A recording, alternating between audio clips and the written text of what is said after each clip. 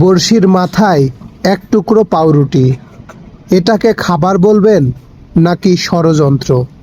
আমার মনে হয় ষড়যন্ত্র। শুধুমাত্র মাছদের বেলাই নয়, বরং মানুষের বেলায়ও এমন ঘটে। মানুষ অনেক সময় সেই ষড়যন্ত্রের শিকার হয়, কিন্তু ষড়যন্ত্র বুঝতে পারে না।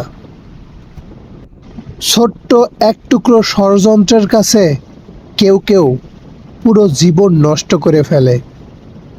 দেখেন, বড়শিতে যখন মাছ ধরা হয় তখন আমাদের মনে হয় যে বড়শির ধারালো অংশ, যে এক টুকরো খাবার দেয়া হয়, ওটাই প্রকৃত অর্থে খাবার নয়, এক ধরনের ষড়যন্ত্র, এক ধরনের লোভ।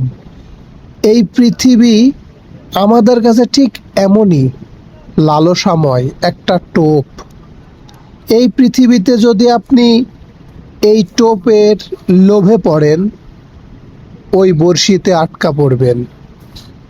তাহলে ঠিক এরকমই শিকারের হাড়ির মধ্যে আপনাকে বন্দি থাকতে হবে। আর যদি লালসায় না পড়েন, তাহলে আপনি জিতে গেলেন।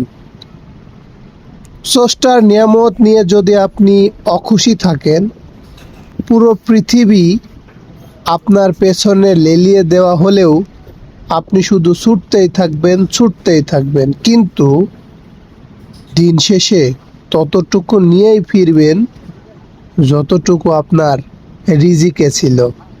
মাছ ধরা হচ্ছে দৌলতদিয়া প্রান্তে। লোভের টোপে পড়ে বড়শিতে আটকা পড়ছে মাছ।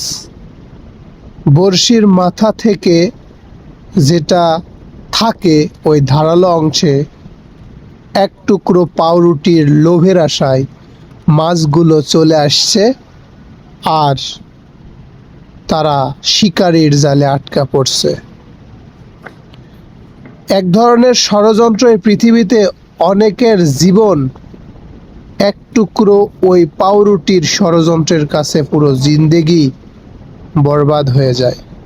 তাই আমার একটা কথা হলো, ভাই, আপনি মানুষের সাথে চলাচল করছেন, ফিরছেন, কোন মানুষ আপনার সাথে ষড়যন্ত্র করছে ওই এক টুকরো টোপ ব্যবহার করে।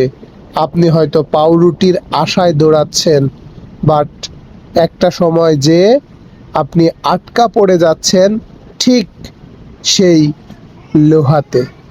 তাই সেই লোহাতে আটকা পড়ে, শিকারীর জালে আটকা পড়ে আপনাকে লাস্ট পর্যন্ত মৃত্যুর স্বাদ গ্রহণ করতে হচ্ছে।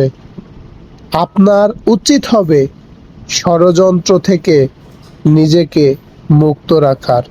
ভিডিওটি ভালো লাগলে শেয়ার দিয়ে অন্যকে দেখার সুযোগ করে দিন।